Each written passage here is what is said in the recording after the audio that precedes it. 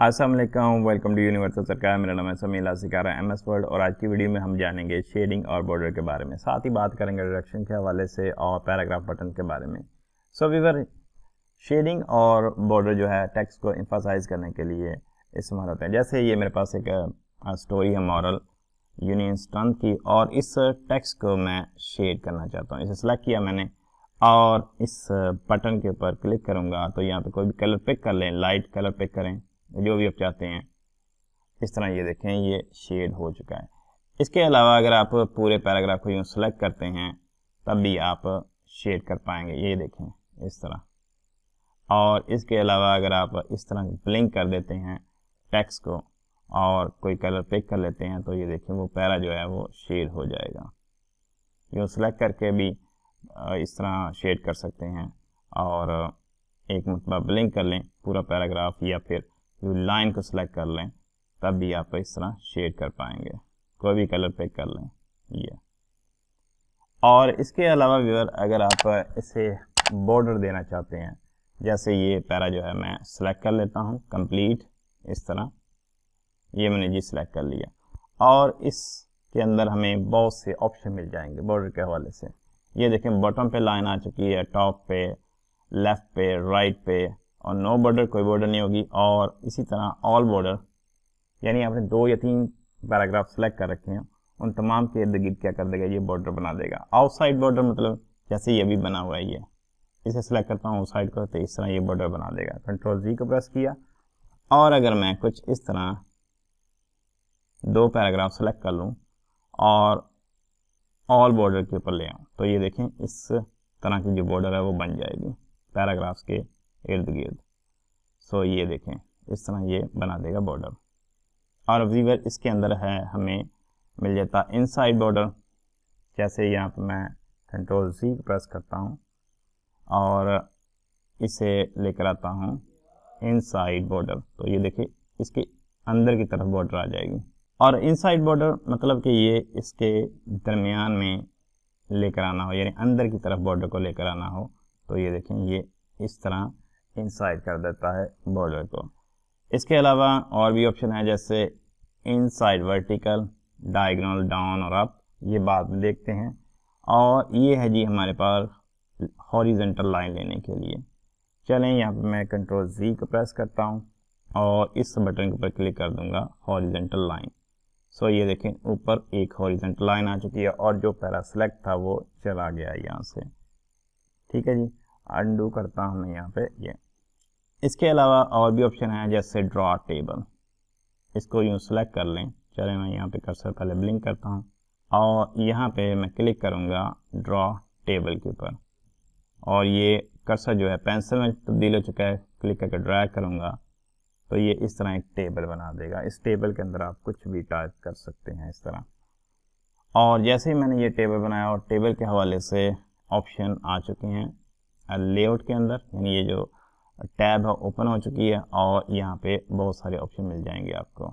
और draw table के ऊपर आप क्लिक करके वापस ड्रा कर सकते हैं, अरेज कर सकते हैं, डिलीट कर सकते हैं यहाँ से। ये देखें डिलीट सेल, जो भी आप बनाएंगे। वेल, आने वाली वीडियो में हम ये भी सीख जाएंगे। सो व्यूअर, यहाँ पे टेबल ड्रा हो चुका है और इसके अंदर अगर आप इस तरह डायगोनल और डायगोनल डाउन और अप लाइन लेकर आना चाहते हैं तो इस तरह लेकर आ सकते हैं। और इनसाइड वर्टिकल बॉर्डर ये भी लेकर आ सकते हैं। चलें, मैं ऐसा करता हूँ, इस टेबल को यहाँ से डिलीट कर देता हूँ। सो यहाँ पे मैं एक टेबल ड्रा कर लेता हूँ। सो व्यूअर, जैसे ही मैंने टेबल को डिज़ाइन किया तो यहाँ पे डिज़ाइन की टैब ओपन हो चुकी है। यहाँ पे भी हमें बॉर्डर के हवाले से ऑप्शन मिल जाते हैं।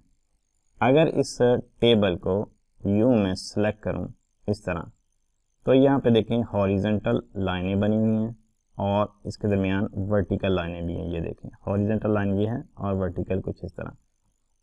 और इस बटन के ऊपर क्लिक करूँ तो यहाँ पे ये देखें इनसाइड हॉरिजॉन्टल और वर्टिकल हाईलाइट है।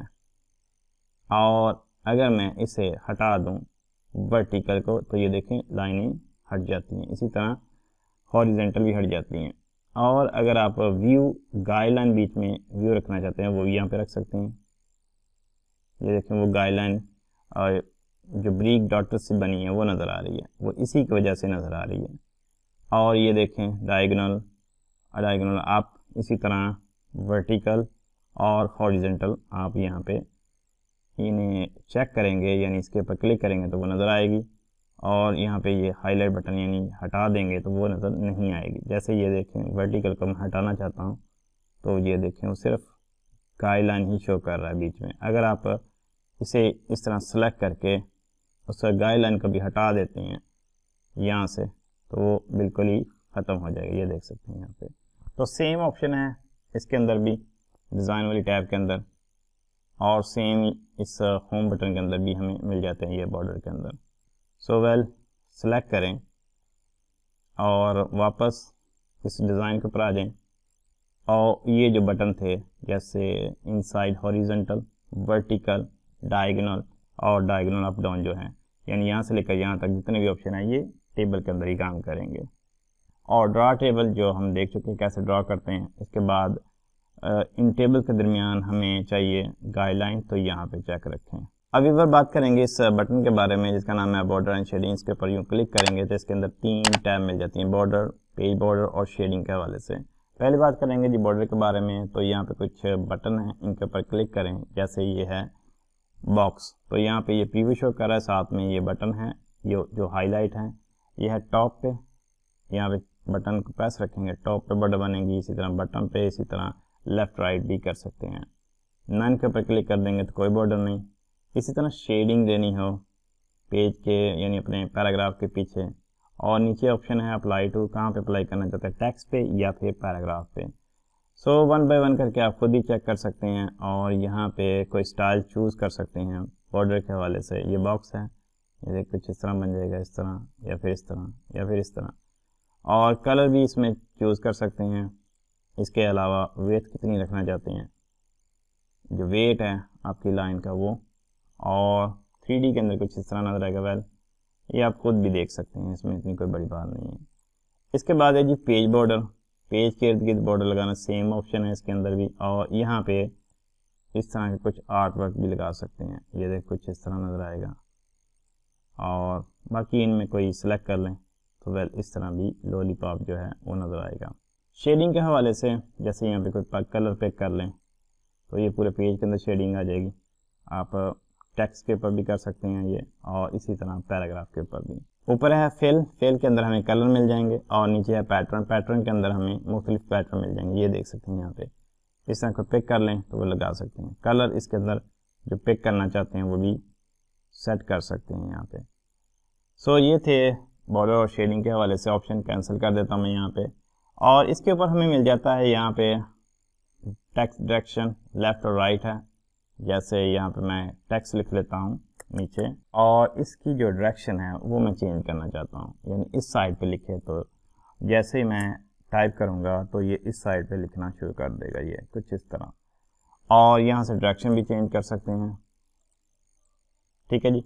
और इस पैराग्राफ बटन पे प्रेस करेंगे तब आपको ज़्यादा फ़र्क समझ में आएगा। ये देखें अब ये इस साइड पे वर्क कर रहा है, और डायरेक्शन चेंज करूँगा तो ये इस साइड पे आ जाएगा, ये पैराग्राफ बटन जो है ये।